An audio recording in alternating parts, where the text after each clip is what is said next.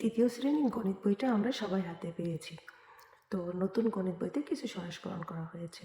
তো আজকে আমরা দেখব সংখ্যা, আর দ্বিতীয় পৃষ্ঠা হচ্ছে সংখ্যা তৈরি করা। তো সংখ্যাটা কীভাবে তৈরি করতে হয় সংখ্যাগুলো, সেটাই আমরা শিখব। তো দ্বিতীয় শ্রেণীতে আমরা কিছু সংখ্যা তৈরি করা শিখেছি। তো তৃতীয় শ্রেণীতে আমরা একটু বড় বড় সংখ্যা তৈরি করা শিখব বা তৈরি করব। তো তৃতীয় শ্রেণীতে বড় বড় নির্ভরভাবে আমরা তৃতীয় শ্রেণীতে দ্বিতীয় পৃষ্ঠায় যে সংখ্যাগুলো আছে সেগুলো আমরা নির্ভুলভাবে তৈরি করা শিখব এবং জানবো। তো এখানে ছকের মধ্যে প্রথমে আছে একক, এককের ঘরে একটি অঙ্ক, দশক, দশকের ঘরে দুইটি অঙ্ক, শতক, শতকের ঘরে তিনটি অঙ্ক, হাজার, হাজার ঘরে চারটি অঙ্ক।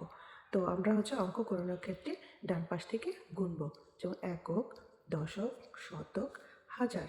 তো এইভাবে আমরা নিচের যে অঙ্কগুলো আছে সেগুলো সমাধান করার চেষ্টা করব বা তৈরি করব। তো আমরা এখানে 3 নাম্বার পড়ি ও কথায় লিখি। তো পড়ি এবং কথায় লিখি। তো বলেছি যে অঙ্কগুলো আমরা ছকের যে অঙ্কগুলো ছিল সেগুলো আমরা ডান দিক থেকে পড়েছি। তো এগুলো আমরা ডান দিক থেকে পড়বো। তো এককের ঘরে কী আছে? 8। তারপর দশকের ঘরে 3, শতকের ঘরে 2, হাজার ঘরে 1। তো এখানে আছে হাজার ঘরে কয়টি সংখ্যা আছে, মানে কয়টি অঙ্ক আছে? 4টি অঙ্ক। তো 4টি অঙ্ক মানে প্রথমে আমার 1000 হবে। তো এটা তো আমরা আগে উপরে ছকে দেখেছি।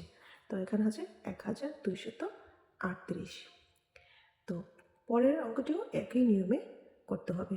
এটা 4টি অঙ্ক আছে। তো 4টি অঙ্ক আমরা কীভাবে করব? প্রথমে ডান পাশ থেকে। তো ডান দিক থেকে পড়তে হবে, যেমন 5 একক, 1 দশক, 8 শতক এবং 2 হাজার। তো এখানে যে প্রত্যেকটি অঙ্ক আমরা এই ছক অনুযায়ী করবো, যে পূর্বে যে ছকগুলো নমুনা করে দেওয়া আছে সেভাবে আমরা এগুলো করে নেব বা অনুশীলন করব। তো 4 নম্বরে দেওয়া আছে অঙ্কে লিখি। তো অঙ্কে লিখি 1135। তো এই সংখ্যাগুলো আমরা আমি লিখি। এখানে একটু ফটোতে দেখাচ্ছি একক, দশক, শতক, হাজার। আমরা তো আগেই পড়েছি 4টি অঙ্ক মানে হাজার ঘরে, হাজার ঘরে 4টি অঙ্ক থাকবে। তো আমাদের হাজার ঘরে কত আছে? 1000। ধরো 1 বসিয়ে দিলাম। তো 1000 পর 100, মানে 101। তারপর 35। তো আমরা এখানে 35 বসিয়ে দিলাম। তো ফোঁটা দিয়ে একক, দশক, শতক, হাজার। তো ফোঁটা দিয়ে হাজার, এভাবে ফোঁটা দিয়ে তোমরা হাজার এই সংখ্যাগুলো তৈরি করতে পারো, যেমন একক, দশক, শতক, হাজার। আর 3টি আছে, 3টি এইভাবে করে নেওয়া।